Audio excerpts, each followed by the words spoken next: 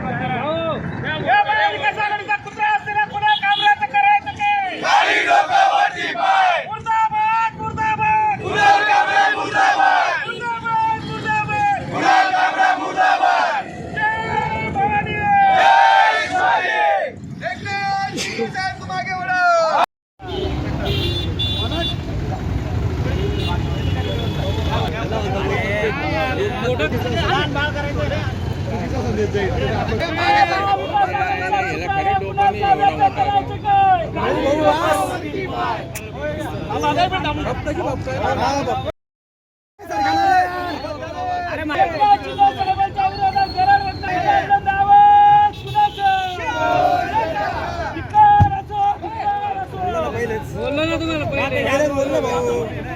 उभे राहा आता.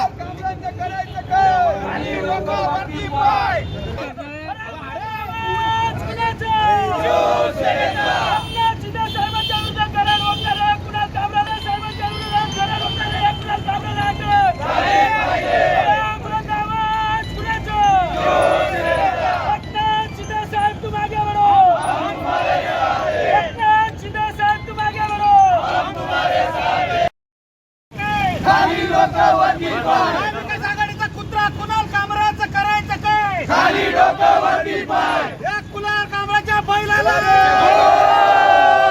अरे बुलंद आवाज.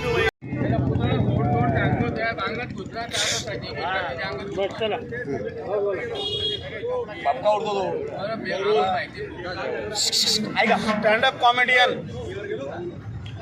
कुणाल कामरा या विकृत हरामखोराने स्टँडअप कॉमेडीच्या नावाने महाराष्ट्राचे गेल्या 25 वर्षापासून अतिशय प्रामाणिक सेवा करणारे महाराष्ट्राच्या विकासामध्ये यांचं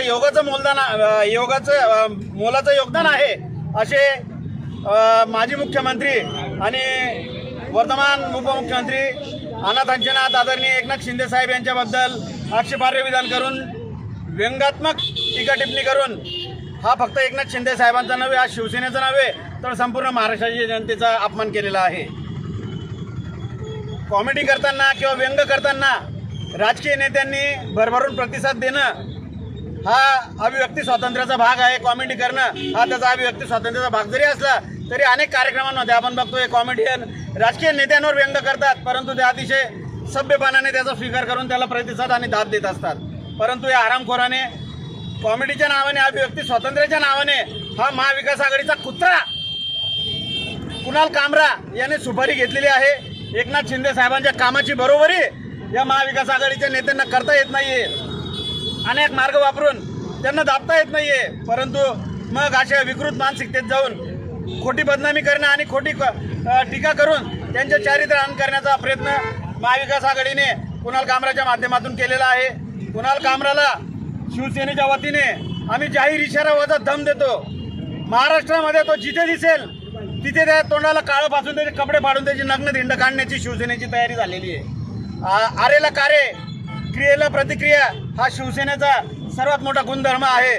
त्याच्यामुळे कॉमेडी करायला आमचा काही कोणाला विरोध नाही, परंतु आमच्या नेत्यांवर अशा हा शिखंडीचा खेळ महाविकास आघाडी खेळत असेल तर आरेला कार्य उत्तर देऊ आणि याचा शोध घेऊन याच्यावर कारवाई केली पाहिजे आणि याच्या मागचे मास्टरमाइंड कोण आहेत हे महाराष्ट्राच्या जनतेपुढे उघडं झालं पाहिजे.